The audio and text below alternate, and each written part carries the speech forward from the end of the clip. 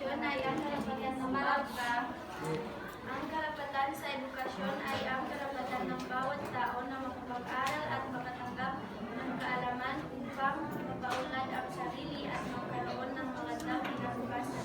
Halimbawa na lang pinapayagan ng lahat ng bata na magpasok sa paaralan at makapag-aral ng libre sa pampublikong paaralan upang matuto ng pagbabasa, pagsulat at iba pang kaalaman.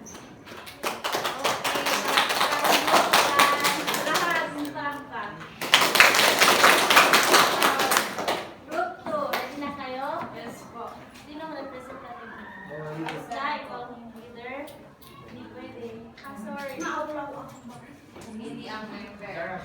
Ay pumili na lang ang isa ng member. Pumili ng isang representasyon. Ang karapatan sa kalayaan sa pagpapahayag ay ang karapatan ng isang tao na ihayag ang kanyang opinyon, ideya o damdamin ng malaya basta hindi nakakasama o nakakasakit sa iba.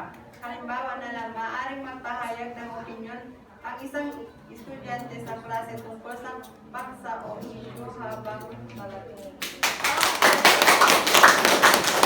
Okay. Ready na kayo? Ready na. Sige, sir. Ready.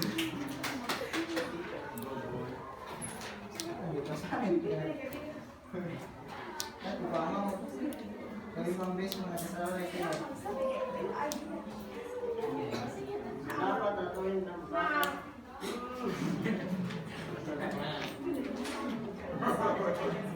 Kayo ready? O sige. Hindi na na. Sir, ha? Suntarin natin.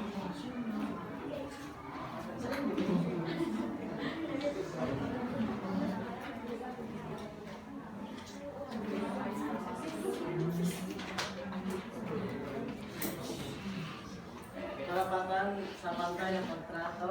Lahat tayo ay may karapatan sa pagtutay ng pagtrato. Dapat atuin ng batas ang mga tao kung hindi pinapamura. Dapat pareho ang pagtingin anuman ang kanilang kasarian o reliyon, ang pinagmulan o estado sa buhay. Halimbawa, pag may kaklase tayo dito na bagong pasok, tapos wag natin galing sa ibang bansa, wag natin itatrato na hindi maganda. Dapat itatrato natin ng maganda kasi ito ay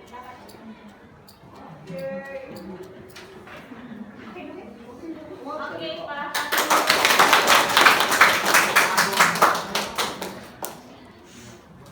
hindi pasabog.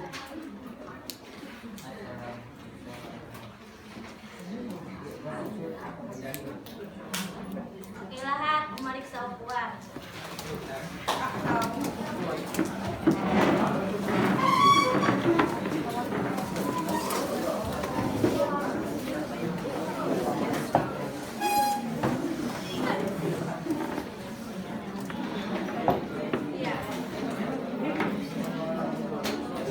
Okay, batay sa kaya natin or pagkakagawa ano ang nagkakita ninyo. Sige, kanina. Base sa talakayan at ang katanggawan, naiintindihan ko na ang bawat tao ay may karapatan tulad ng edukasyon, kalayaan at pagpapahayag at pantay na pagtrato. Mahalaga ang mga karapatang ito upang mapangalagaan ang dignidad ng bawat isa at magkaroon ng maayos na pamumuhay sa lipunan. Okay, bilang isang kabataan, paano mo may papakita ang paggalang sa karapatang pantao sa paaralan at komunidad? Sa likuran.